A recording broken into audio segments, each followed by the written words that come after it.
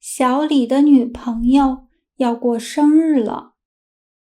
小李想要送她一个生日礼物，但是他想了好几天，也不知道要送什么。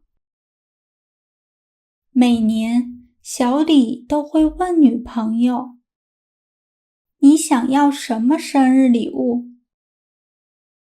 但是今年，小李不想问他，他想要给女朋友一个惊喜。菲儿是小李的女朋友，她快要过生日了。这几天，她很想小李。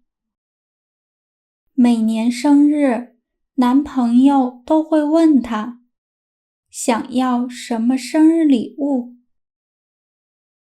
每次听到这个问题的时候，她总是在心里想：我什么礼物都不想要，我只想和你在一起。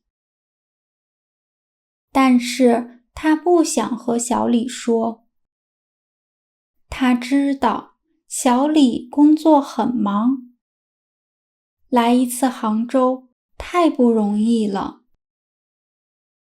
所以今年生日，她想去北京看小李。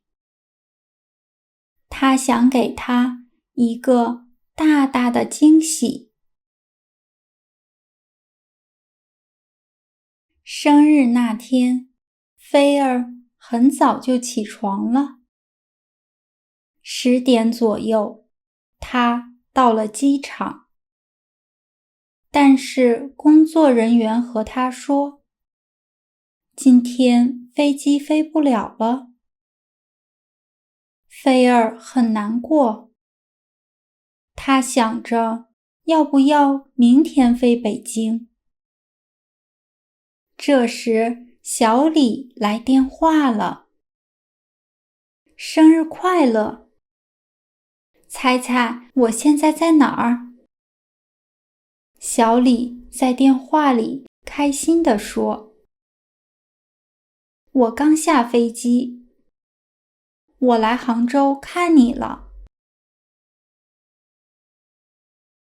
在视频下方的描述栏中，可以找到额外学习资料的链接。